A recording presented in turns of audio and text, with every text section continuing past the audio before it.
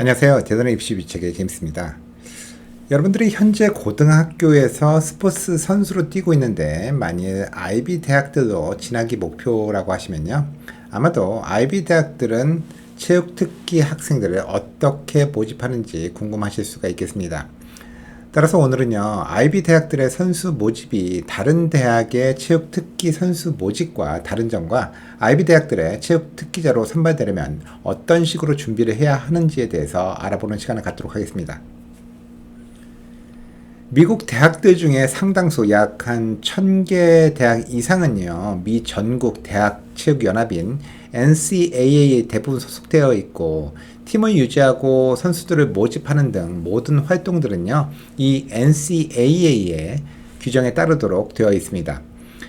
NCAA에 소속된 대학들은 수준별로 디비전 1, 2, 3로 나뉘어져 있고요. 가장 높은 수준의 디비전 1 레벨의 학교들의 IB 대학들도 속해져 있습니다.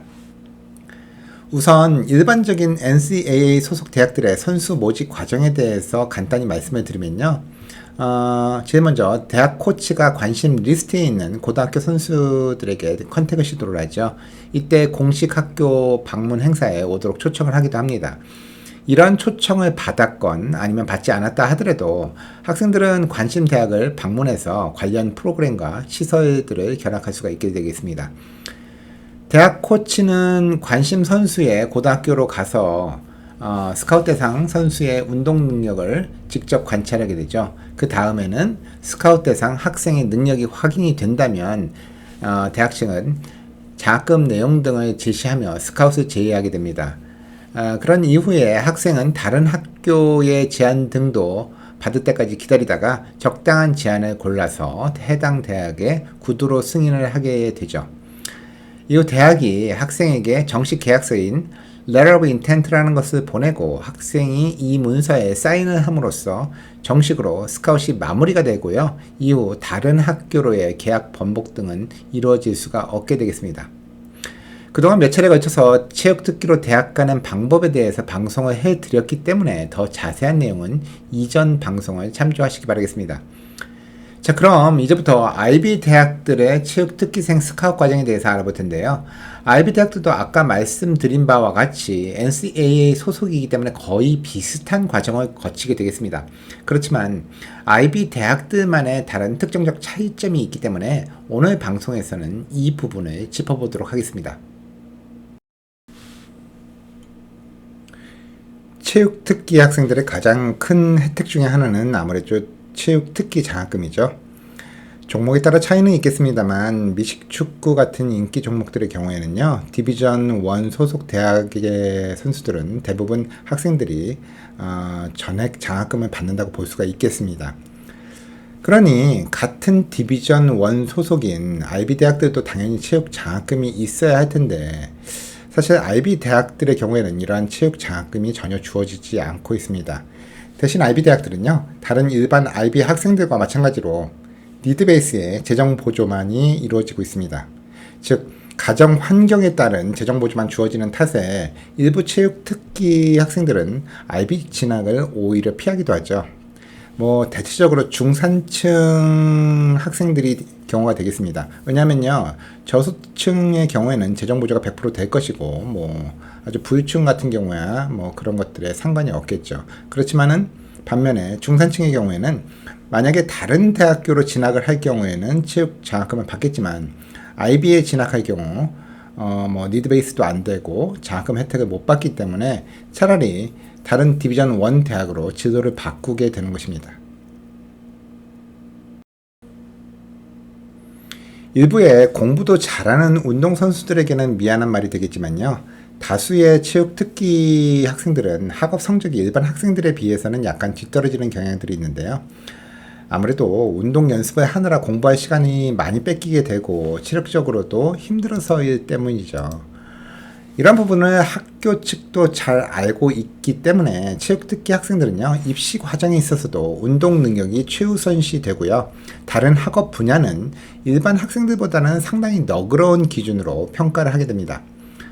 물론 대학에 따라서는 스포츠 종목이나 선수의 능력에 따라 기준이라는 것도 다르게 적용될 수 있는 거겠지만, 낮은 GPA 기준은 물론, 원서를 쓰는 에세이도 면제를 받는 경우도 많이 있습니다. IB 대학들도 준 프로드 수준이라는 디비전 1 학교이니만큼 운동 실력이 입학 결정에 큰 좌우를 하게 되겠습니다만 학습 능력 또한 상당히 우수해야 합니다. 사실 IB 대학들의 경우가 아니더라도 디비전 1 레벨의 학교에서 선수로서 생활을 한다는 거는요, 보통 일이 아닙니다. 디비전 1의 경우에는 NCAA에서 규정한 규정 시합 수만큼 시합을 해야 되는데요.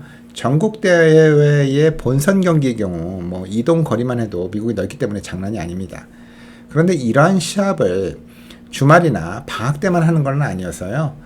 선수이면서 학생 신분인 체육특기 학생들은 시합이 끝난 다음 날에도 쉬지 못하고 수업에 참여해야 하는 경우가 종종 발생하곤 합니다. 물론 대학들도 이런 부분을 맞춰주기 위해서 학습 전담 코디네이터 등을 별도로 두는 등 상당히 신경을 씁니다만 이 또한 학생이 도움을 요청을 해야 가능한 것이지 본인이 뭐 피곤하다고 수업에 빠지거나 하면 그에 대한 책임은 온전히 학생에게 돌아가게 됩니다. 다시 말해서 아무리 시합에서 주전이고 에이스라고 할지라도 결국 신분은 학생이기 때문에 수업 일수가 모자라면 학교에서 제적 처리가 될 수밖에 없다는 말이 되겠습니다.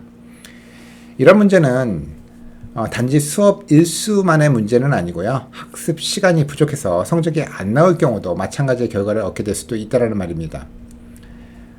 이런 경우에 스포츠팀을 그만두게 되면은 어떻게 될까요?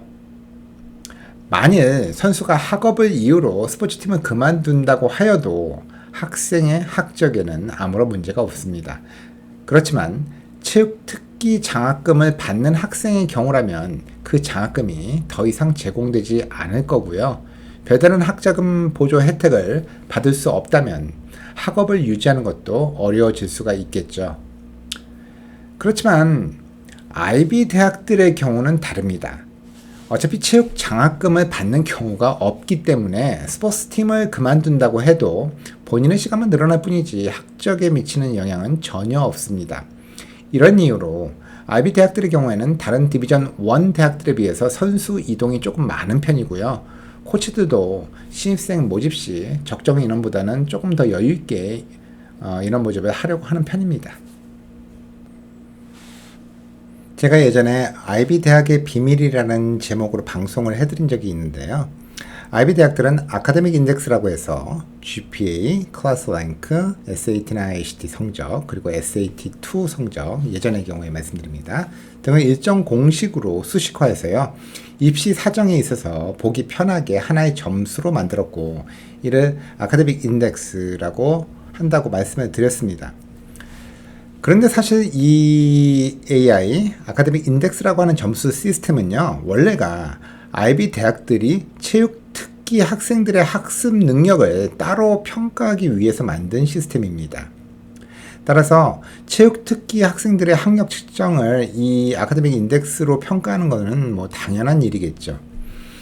예전에는 앞서 말씀드린 항목들을 일정 공식으로 계산해서 뭐 170에서 240점 사이의 점수로 환산해서 결정한다 등의 얘기들이 있었습니다만, 뭐 현재는 SAT2나 클래스 랭크 등의 평가 항목 자체가 빠지고요. 대신에 뭐 코스 리거러스 등이 더해지는 등 여러 변화가 생겼기 때문에 뭐 이 점수를 굳이 계산하실 필요는 없습니다.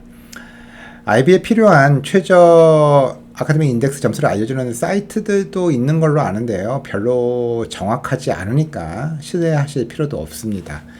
사실 아카데믹 인덱스 최저점도 같은 IB 대학들이라고 해도 학교별로 다를 수가 있는데요. 예를 들면은 프린스턴이나 예일의 최저점이 코넬보다는 높습니다. 아무튼 이러한 최저점을 대강 짐작해 볼 수 있는 SAT 점수 등에 대한 내용은요, 다음 방송에서 조금 더 자세히 알려드리겠습니다. IB 대학들과 다른 디비전 1 대학들의 스카웃 과정에서의 또 다른 차이점의 하나는요, 스카웃 절차가 끝나고 사인하게 되는 계약서에 있는데요. 일반적으로는 Letter of Intent라고 하여 사인 후에는 다른 학교로의 진학 변경이나 장학금 내용 등의 번복이 불가한 일종의 계약서가 되겠습니다. 그렇지만 IB 대학들의 경우에는 이러한 Letter of Intent 대신에 Like Letter라는 것을 보내게 되어 있는데요. 이 likely letter라는 거는요, letter of intent와는 달리 계약서의 성격이 없는 뭐 공식적인 입학 결정이 내려지기 전에 스카우트 대상 선수들에게 다른 문제가 없다면 당신의 합격 가능성이 매우 높다라고 미리 알려주는 편지와 같은 것입니다. 그렇다고 유능한 선수들이 모두 다 이 편지를 받는 것도 아니고 또 이 편지를 못 받는다고 입학이 절대로 안 되는 것도 아닙니다. 사실 이 likely letter라는 거는요, 원래 IB 대학들만 사용하는 것도 뭐 또 체육 특기 학생들에게만 보내는 것도 아닌데요. 일반적으로 최상위권 대학들이요, 레귤러 지원에 있어서 일부 성적 상위권 학생들에게 3월 중순경에 있을 정식 발표 이전에 미리 알려줌으로써 사전에 끌어오려는 의도로 보내는 편지와 같은 것입니다. 따라서 다른 디비전 1 대학들도 체육특기 학생들에게 이러한 likely letter를 보낼 수는 있지만요, 뭐 사실 바인딩 효과는 없기 때문에 대부분은 letter of intent를 사용하고 있습니다. 지금까지 체육특기생 스카우트 과정에 대해서 IB 대학들과 NCAA의 다른 디비전 1 대학들과의 차이점에 대해서 알아봤는데요. 뭐 어떤 게 좋고 나쁘다라고 말하기보다는 학생 본인의 진로와 함께 생각을 해서요, 보다 나은 방향으로 선택을 하시는 것이 중요할 것 같습니다. 다음 시간에는 만일 여러분들이 체육특기생으로 IB 대학을 결정했다면 과연 어떤 것들을 준비해야 하는지에 대해서 알아보고요, 고등학교 때 학년별로 준비해야 할 상황에 대해서 알아보는 시간을 갖도록 하겠습니다. 지금까지 입시 전문가 제임스였습니다. 감사합니다.